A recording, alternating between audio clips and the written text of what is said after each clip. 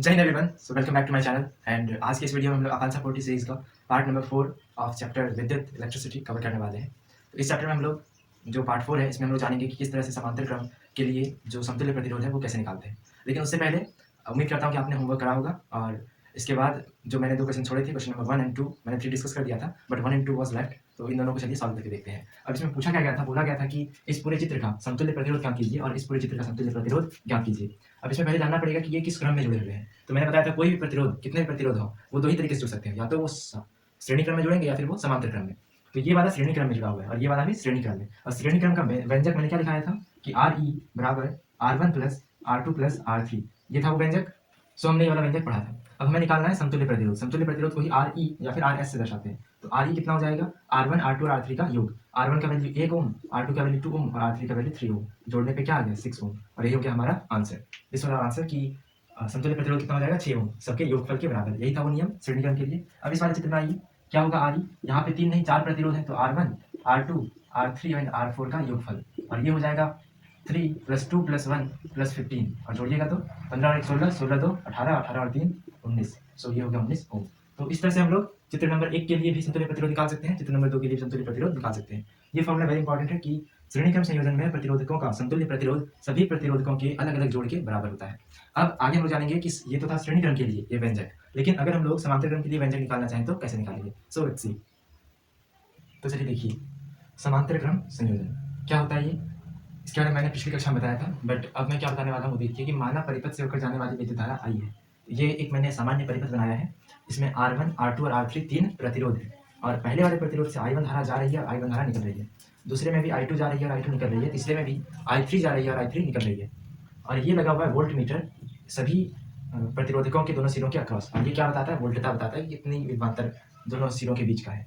मान लीजिए बैटरी की वोल्टता क्या है, V। तो माना बैटरी की वोल्टता V है। ये भी मान लीजिए कि समतुल्य प्रतिरोध जो होगा वो होगा RE, और नहीं तो उसको RP भी बोल सकते हैं। ये समतुल्य चित्र है, चित्र नंबर 2। इसमें RE या फिर RP लिखा है मैंने किसके लिए, समतुल्य प्रतिरोध के लिए। मतलब इन तीनों प्रतिरोध की जगह पे हम सिर्फ समतुल्य प्रतिरोध, जिसको RE या फिर RP कहते हैं, उसका यूज कर सकते हैं। इसके बाद मान लेते हैं कि R1 से धारा I1, R2 से I2 और R3 से I3 धारा प्रवाहित हो रही है। तो हम लोग क्या कह सकते हैं, यह वैज्ञानिकों ने पता लगाया था कि कुल विद्युत धारा जो I है, कुल विद्युत धारा जो I जा रही थी, वही बढ़ जाती है I1 I2 और I3 में। फिर वही I1 I2 और I3 मिलकर I बनाती है। मतलब ये जो I है कुल विद्युत धारा, ये I1 I2 और I3 के पृथक पृथक योग के बराबर होगा। पृथक पृथक मतलब अलग अलग। I1 को ले लो, I2 को ले लो, I3 को ले लो, ऐड कर दो, क्या मिल जाएगा तुमको, I, कुल योग। तो ये पूरा शब्द में जो लिखा है उसको समझ आ गया। अब पहले वाले चित्र में अगर ओम का नियम लगाएं तो क्या पता चलेगा। ओम का नियम में कुछ व्यंजक थे। पहला व्यंजक था V बराबर IR, इसी से निकाल सकते हैं I बराबर V बटे R, और यही से निकाल सकते हैं R बराबर V बटे I। अब ये 3 व्यंजक हैं। मैंने पिछले वाले श्रेणी क्रम वाले चैप्टर टॉपिक में ये वाला फॉर्मूला यूज किया था, इस वाले में ये वाला फॉर्मूला यूज करेंगे। और अगर इसका यूज करना हो तो प्रतिरोध नंबर 1 के लिए क्या लिख सकते हैं, I1 बराबर V बटे R1, क्योंकि V स्थिर है। मैंने बताया था समांतर क्रम संयोजन में जो विभवांतर होता है वो हमेशा स्थिर रहता है या फिर नियत रहता है। I1 बराबर V बटे R1 कैसे, ओम के नियम से। R2 के लिए लगाएंगे तो I2 बराबर V बटे R2, और R3 के लिए लगाएंगे तो I3 बराबर V बटे R3। यहाँ से 3 इक्वेशन मिल गया, एक इक्वेशन ऊपर से मिला था। अब यहाँ तक कंप्लीट हो गया। पहले इसको उतारिएगा, फिर इसको, उसके नीचे इसको उतारिएगा। अब चित्र नंबर 2 उतारिए। इसमें क्या बताया गया कि यहाँ पे समतुल्य प्रतिरोध RE या फिर RP लगा हुआ है, जिसके ऊपर एक वोल्ट मीटर लगा हुआ है, जो इन दोनों के दोनों सिरों के क्रॉस विभवांतर को बताएगा। विद्युत धारा I प्रवाहित हो रही है, बैटरी की वोल्टता V ही है। यहाँ पे की लगा हुआ है, यहाँ पे एमीटर लगा हुआ है जो कि विद्युत धारा की मात्रा बताता है। अब ओम का नियम अगर इस चित्र में लगा दें, चित्र नंबर 2 में, तो क्या पता चलेगा। ओम का नियम लगाने पे I बराबर V बटे रेसिस्टेंस, प्रतिरोध, प्रतिरोध कितना है, RP बोल देते हैं इसको। तो हमें कुल मिला के 5 इक्वेशन मिल जाएंगे। एक ये है, दूसरा ये, तीसरा ये, चौथा ये और ये पांचवा है। अब इन पांचों का उपयोग करके हम लोग वो व्यंजक निकालेंगे जिसका उपयोग हम लोग हर क्वेश्चन में कर सकते हैं। तो वो नेक्स्ट स्लाइड में।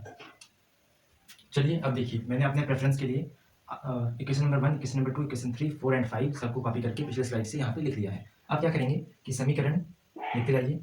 1 में 2, 3, 4 और 5 से मान प्रतिस्थापित करने पर, प्रतिस्थापित मतलब रखने पर, ठीक है, प्रतिस्थापित या फिर रखने पर क्या होगा। प्रतिस्थापित करेंगे तो पहले समीकरण लिख लेते हैं। पहला समीकरण I बराबर I1 plus I2 plus I3।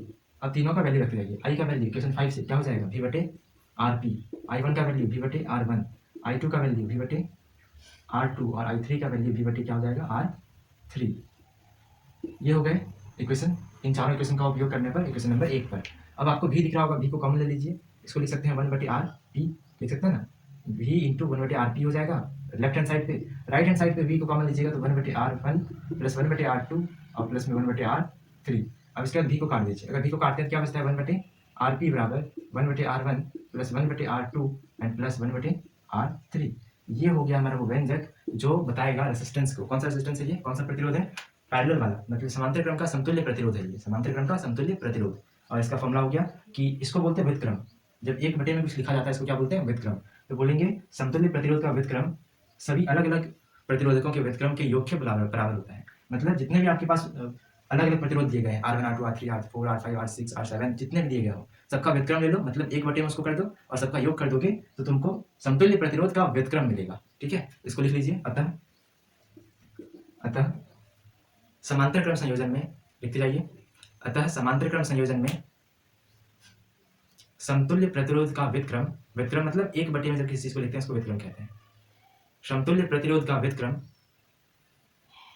बाकी सभी प्रतिरोधकों के व्युत्क्रम के योगफल के बराबर होता है। बाकी सभी प्रतिरोधकों के व्युत्क्रम के योगफल के बराबर होता है। तो सभी अलग अलग प्रतिरोधकों का व्युत्क्रम ले लो, एक बटे में लिख लो, बाकी सबका उसका योग निकाल लो और वही हो जाएगा समतुल्य प्रतिरोध का व्युत्क्रम का बराबर। तो ये हो गया कंप्लीट हमारा। अब इसके बाद इस पर एक एग्जाम्पल कर लेते हैं। चलिए अब समांतर क्रम संयोजन का जो व्यंजक निकला था उस पर आधारित एक क्वेश्चन करते हैं और आपके एनसीईआरटी पुस्तक का ये उदाहरण नंबर 12.8 है। तो माना R1 R2 और R3 के मान क्रमशः 5 ओम 10 ओम और 30 ओम है। तो ये है R1 R2 और ये है R3। R1 का मान कितना दिया हुआ है, 5 ओम, पहले इसको लिख लेना होता है। R2 का मान 10 ओम और R3 का मान 30 ओम दिया हुआ है। ठीक है, इसके बाद बोला है कि तथा इन्हें 12 वोल्ट की बैटरी से संयोजित किया गया है। ये कितने वोल्ट की बैटरी है, 12 वोल्ट की, मतलब विभवांतर क्या है बैटरी का, 12 वोल्ट। इतनी चीजें हमें पता है। इसके बाद क्वेश्चन क्या है कि प्रत्येक प्रतिरोध से प्रवाहित होने वाली विद्युत धारा ज्ञात कीजिए। तो R1 से कितना विद्युत धारा जा रहा है, R2 से कितना, R3 से कितना, ये बताना है आपको। मान लेते हैं R1 से जा रहा है I1, R2 से जा रहा है I2 और R3 से जा रहा है I3। इसका वैल्यू निकालना है। अभी थोड़ी देर पहले मैंने बताया था पिछले स्लाइड में, ओम का नियम क्या कहता है कि I1 बराबर V बटे R1, I2 बराबर क्या होगा, V बटे R2 और I3 बराबर हो जाएगा V बटे R3। यही है। अब वैल्यू रखते जाइए, ये 12 है तो 12 बटे R1 का वैल्यू 5 ओम, इतना एम्पियर हो जाएगा क्योंकि विद्युत धारा को नापते हैं एम्पियर में है। फिर 12 बटे R2, R2 कितना है 10, इतना एम्पियर। फिर 12 बटे 30 एम्पियर। तो ये हो गया हमारा पहले पार्ट का आंसर, पार्ट नंबर ए का आंसर। अब पार्ट नंबर बी क्या पूछा है, पार्ट नंबर बी में पूछा गया परिपथ में प्रवाहित कुल धारा ज्ञात कीजिए। तो ये जुड़ा हुआ है समांतर क्रम में और कुल धारा क्या है I, और अलग अलग पृथक धाराएं पूछा जाए तो I1 I2 और I3। मैंने बताया था कि ये I जो है वो I1 I2 और I3 के योग के बराबर होगा। इसको आप कॉमन सेंस से भी सोच सकते हैं। सोचिए कि I धारा यहाँ से गई, ठीक है, I एंटर किया, कितना विद्युत धारा एंटर किया, I। अब बाहर जब निकलेगा वो भी I ही निकलेगा, मतलब इस वाले तार में I1 चला गया, इसमें I2 और इसमें I3, वही बटा होगा ना एक दूसरे में। तो I बट गया था I1 I2 और I3 में, तो इन तीनों के योग के बराबर ही होगा I का वैल्यू। I कितना हो जाएगा, I1 कितना है 12 बटे 5 प्लस I2 कितना है 12 बटे 10 एंड I3 कितना है 12 बटे 30। यही है। अब इसको कैसे बनाएंगे, एलसीएम लीजिए। एलसीएम आ जाएगा इसका 30, ऊपर क्या बनेगा 5 6 30 होता है, मतलब 5 को 6 बार पढ़ते हैं तो 12 को 6 से गुणा कर देंगे, प्लस 10 को 3 बार पढ़ते हैं तो 12 को 3 से गुणा कर देंगे। इसके बाद 30 को एक बार में 30 हो जाता है तो 12 को 1 से गुणा करेंगे, आंसर 12 ही आएगा। अब इसको सॉल्व करना है, आप नीचे लिख लीजिएगा, मैं यहाँ लिख रहा हूँ। I बराबर क्या है नीचे एलसीएम 30, 12 गुणा 6 हो गया बचक 72, 12 तिया 36 और फिर 12। अब सबको ऐड करना है, 2 6 हो गया 8, 8 2 हो गया 10, 10 का 0, फिर 1 और 3 मिलाए तो 4 और 4 और 7 मिलाए तो 11 और एक उधर से हासिल था तो 11 1 12 बटे 30। I का मान आ गया, I का मान आ गया 4 एम्पियर, राइट। तो ये हमारा आंसर है किसके लिए, I के लिए। अब इसके बाद हम लोग थर्ड वाले पार्ट पे आते हैं जो बोल रहे हैं कि परिपथ का कुल प्रतिरोध ज्ञात कीजिए। यहाँ पे कुल प्रतिरोध से मतलब है समतुल्य प्रतिरोध, और समतुल्य प्रतिरोध बनाना है तो उससे पहले आप इसको नोट कर लीजिए। तो चलिए थर्ड पार्ट को सॉल्व करते हैं। ये बोला है परिपथ का कुल प्रतिरोध मतलब समतुल्य प्रतिरोध ज्ञात कीजिए। पहले परिपथ में प्रतिरोध जुड़े कैसे हैं, समांतर क्रम में, तो यहाँ पे कौन सा फॉर्मूला लगेगा, वही जो व्युत्क्रम वाला था। मतलब अगर इसको मैं आरपी बोल दूं समतुल्य प्रतिरोध को, तो कह सकते हैं कि आरपी का मतलब समतुल्य प्रतिरोध का व्युत्क्रम बराबर R1 का व्युत्क्रम प्लस R2 का व्युत्क्रम और प्लस में R3 का व्युत्क्रम। अब बस वैल्यू रखते जाना है। R1 का वैल्यू पता है 5 तो 1/5, R2 का वैल्यू 10 तो 1/10 प्लस R3 का वैल्यू 1/30 हो जाएगा ये वाला। अब बनाइए 1/RP बराबर एलसीएम लीजिए, 30 आएगा, 5 से 6 बार चलेगा तो 1 गुना 6 प्लस 10 से 3 बार में चलेगा तो 1 गुना 3 प्लस 30 से एक बार में ही खत्म हो जाएगा एलसीएम वाला, इसलिए 1 को 1 से गुणा कर देंगे। इसको सॉल्व करेंगे 1/RP बराबर नीचे तो 30 हो जाएगा ऊपर देखिए 6, 3 और यहाँ से 1, तो 6, 3 और 1 जो हो गया 10/30। अब 0 0 कट जाएगा, आंसर आ जाएगा 1/RP बराबर 1/3। अब यहाँ तक आंसर नहीं है हमारा, ये तो आरपी का व्युत्क्रम है, हमें निकालना है क्या, यहाँ पे आरपी निकालना है। तो कैसे बनाएंगे इसको, गुणा को गुणा कर दीजिए, 3 वहाँ चल जाएगा और आरपी इधर चल जाएगा। 3 गुना 1 बराबर 1 गुना आरपी को आरपी लिख सकते हैं, यहाँ से आरपी का वैल्यू आ गया 3 गुना 1 जिसको 3 लिख सकते हैं, और प्रतिरोध का मात्रक होता है ओम, तो आंसर हो जाएगा आरपी का क्या, 3 ओम। तो यहाँ से हम लोग कुल प्रतिरोध निकाल चुके हैं, कितना होगा ये 3 ओम। ये ध्यान रखिएगा, यहाँ पे आंसर नहीं है, इसके बाद क्रॉस मल्टीप्लीकेशन आपको गुणा करना पड़ेगा, उसके बाद ही आपको आरपी मिलेगा।